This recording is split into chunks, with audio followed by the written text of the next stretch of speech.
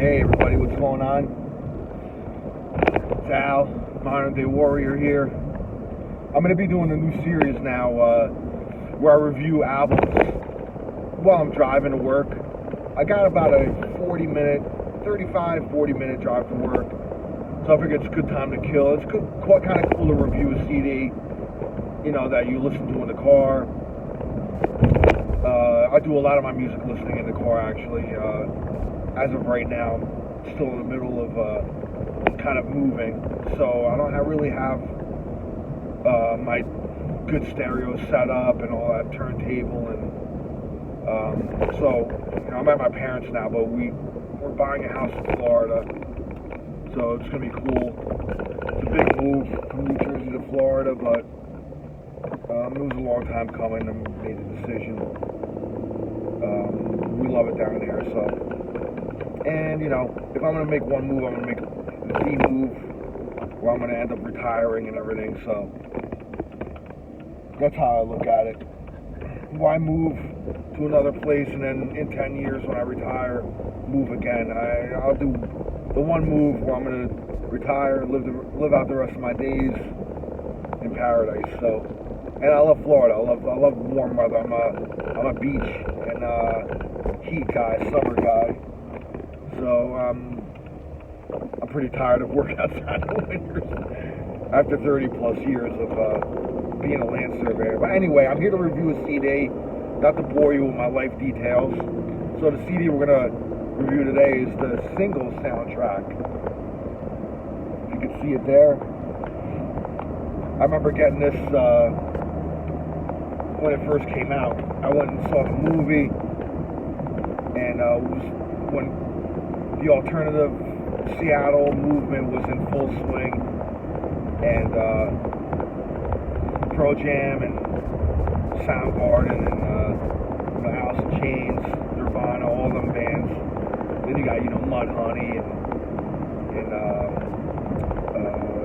who else is on here?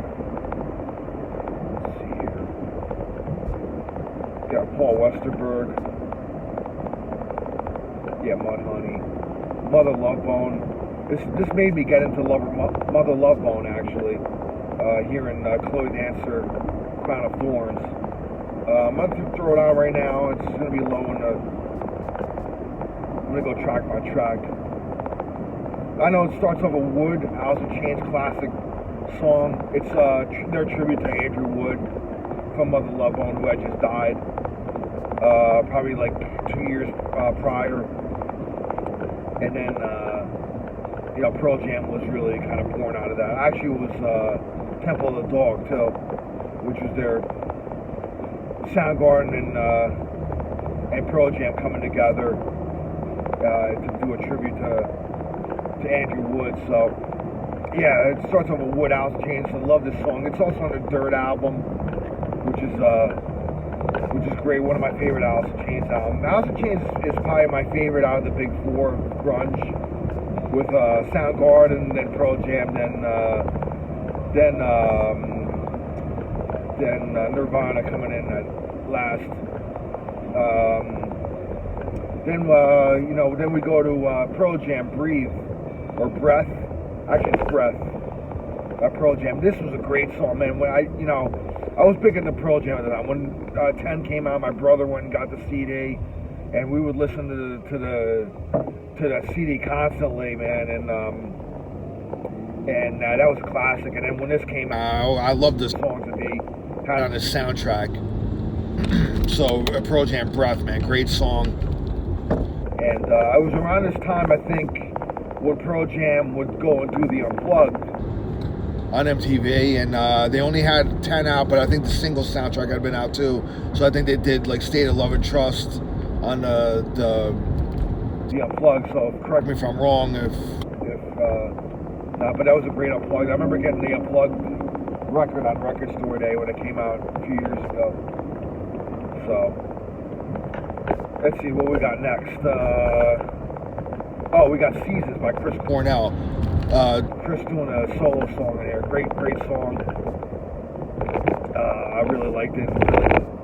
Acoustic based. Really shows Chris really kind of branching out. you know, from the heaviness of Soundgarden, and he really,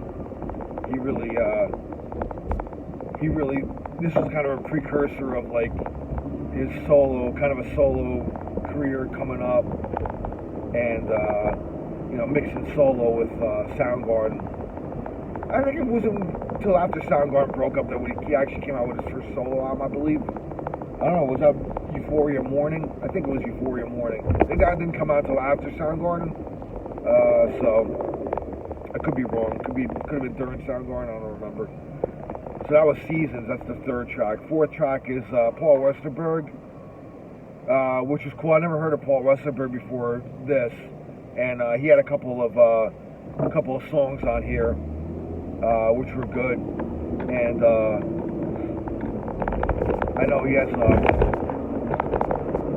a big following. I forgot. Man, I'm trying to remember what band Paul Westerberg was in. I'm drawing a blank right now. But anyway, yeah. The Dyslexic Heart, great song. Kind of like a poppy-ish type of song, but cool. This kind of breaks up a little bit of the heaviness on here, a little bit of the darker nature of the material. So that's track 4. Oh man, track 5, man, Battle Evermore, by the Lovemongers, which is essentially Ann and Nancy Wilson of Heart. Heart had broken up by this point. They took a hiatus. So Ann and Nancy formed the Lovemongers, and had a song on this soundtrack. I think the Lovemongers had an album too, if I'm not mistaken. I don't remember, but Ann Wilson, man, her voice is incredible, and her, you know, I mean, they've been doing Zeppelin a lot in their sets. Heart had done Zeppelin, and Ann had the perfect voice to cover that stuff. And Jimmy Page, you dropped the ball after the Black Crowes thing you did with them. You should have grabbed Heart and did a Zeppelin tour with them. That would have been even better, in my opinion. You know, that would have been awesome, you know, but it's kind of like a little late in the game now to do that, but that was like a wish list thing for me. I wish Jimmy Page would have grabbed Heart and had them as his backing band and went and did a Zeppelin tour too. I missed the Black Crowes and Jimmy Page thing. That would have been cool to see, man, but I missed that. So that's Battle Evermore, Lovemongers. Going on to the next one, Mother Love Bone, Chloe Dancer, Crown of Thorns. This is a masterpiece, in my opinion. This is made me discover Mother Love Bone. It made me go out and buy that Mother Love Bone CD where it combined the Apple EP and their first full-length album into one package. It was like a 2 CD set, and it was like the CD had the EP and the album, and I think the bonus CD had like some bonus tracks on it. And I was like, man, what potential this band had. Had Andrew Wood not died, I think they would have went on to become big. The Seattle scene might have been a different kind of entity. I mean, to me, Mother Love Bone was like still combined like kind of the elements of like glam, the 80s glam, but with like an alternative, kind of like almost I wouldn't say musically wise like Jane's Addiction, but kind of almost the same vibe where like Andrew Wood was very kind of androgynous in a way, and you know, he had, I mean, if you look back pictures and videos of them, you know, I mean, I think it was like 89, 90, it was still on the cusp of like the alternative explosion, but still had like that elements of like kind of 80s glam, but you know, kind of with a little more meaningful lyrics behind it. You know, it wasn't about partying and, you know, getting laid and chicks and all that stuff. It was kind of, you know, had a little bit more depth to the music and lyrics, but still had like, you know, looked like they were still kind of having fun. It wasn't so, you know, but Seattle was, you know, growing up in Seattle, I guess, was, you know, kind of gave these bands like their kind of depressive lyrics, because it's not always, it's not very sunny in Seattle. It's always rainy and all that. So it's like a gloomy kind of city, which kind of was homegrown for like that kind of grunge and and alternative sound. But a great song, Chloe, Crown of Thorns, Chloe Dancer. You know, oh man, Soundgarden, Birth Ritual next. Heavy tune. I always love this song. The riff is just killer. Kim Dale's riff, and it just, I always, you know, considered Alice in Chains and Soundgarden a bit more on the metal side than grunge, you know. So, I mean, Birth Ritual, man, I used to play this one a lot from this soundtrack. So, that's number 7. A great tune, man. So far, this album, you know, the soundtrack, it was a big time, you know, big in my CD player like that year. State of Love and Trust, Pearl Jam, another soundtrack song. Another great one. They were really starting to fly high. They were really like at the top of the world right now. Pearl Jam was just like them and Nirvana were like neck and neck on who ruled the rock scene in the 90s, you know, with the Seattle scene and stuff. So State of Love and Trust, Pearl Jam, great track. Let's go to number 9. What's number 9 here? Overblown, Mudhoney. One of the lesser known Seattle bands, but a cool band nonetheless. You know, Mark Arm, Mudhoney. They went on to be on another soundtrack too. The soundtrack to Judgment Night, which was another great soundtrack. I might do a review of that one. Yeah, Judgment Night was a really cool one. With mixed hip hop and acts with the rock and metal acts of the day. But Mudhoney was on that one. They were also on this one with Overblown. Cool tune. That's number 9. Let's go to number 10. Number 10. Another Paul Westerberg song. Waiting for Somebody. He kind of brought a little bit of that poppy element again to the soundtrack, which is cool, you know. Kind of mixed it up a little bit. I think they played his songs a lot, actually during movie scenes as well, in the actual movies. So, yeah, you know, Paul Westerberg, that's number 10. Waiting for Somebody. Let's go to number 11. Number 11 is, and I don't have my glasses, so May This Be Love. They threw Jimi Hendrix in on here, and being that Jimmy was originally from Seattle, it made sense. And Jimmy really kind of had Jimmy kind of had a bit of a resurgence during this era. It seems like a lot of the Seattle bands really like loved Jimmy, and Jimmy was, I mean, a resurgence. I mean, Jimmy was always around, but it seemed like around the early 90s, it seemed like Jimmy's kind of name was kind of being elevated again. A lot of these guys really were, you know, really loving Jimmy, and I mean, it just showed how timeless his and ahead of his time his music was. So yeah, Jimmy.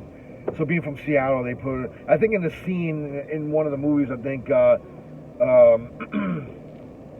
it Matt Dillon visits Jimmy's gravestone. I think he takes a picture with it or whatever, you know. So it's kind of like Jimmy has a cameo in the movie, so it kind of makes sense to put him on the soundtrack. May This Be Love, really cool. So it's great to hear Jimmy on here. I've always loved Jimmy, so. He's timeless. He'll always be around. He'll be one of those artists where 100 years from now he'll still be known, and it'll be like Beethoven, you know, Eddie Van Halen, the Beatles, you know, Mozart. That type of stuff will always be remembered till the end of time. So May This Be Love, Jimi Hendrix. That's the number 11 song in here. Let's see what's number 12. Oh yeah, the big hit on here. Nearly Lost You, Screaming Trees. And this one got constantly played on the radio. I remember rock radio really playing this one. And this may have been like the biggest hit on the album. This one and, you know, Alice in Chains Wood was probably the ones that got played the most on radio. Probably released as singles. I don't know. So I don't really know what was released as a single from the soundtrack. But, you know, back in the day, I mean, soundtracks were a big deal. You know, I mean, they were as big as, you know, artist albums. They would sell millions and millions of copies, you know, go multi-platinum and really kind of elevate a movie sometimes too, you know. So yeah, I think, so the single soundtrack, I mean, that was one of, I mean, if we were going to rank soundtrack albums, this would probably be in the top 10, I would think. You know, I don't know, I'd really have to really think about it. But yeah, Nearly Lost You, Screaming Trees, and we recently lost Screaming Trees frontman, and I'm brain farting on his name right now too. You guys know who he is. I can't remember his name right now. But yeah, Screaming Trees, this is probably their biggest hit. The song they're most known for. They were again one of the bands that the Big Four kind of eclipsed. They, you know, and they were like right below them. You'd have Screaming Trees, Mudhoney, you know, Melvins, things like, you know, bands like that. That really, a lot of these like big grunge bands kind of looked up to.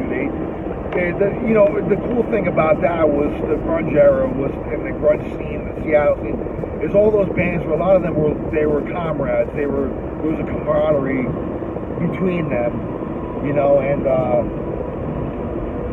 they kind of helped each other out.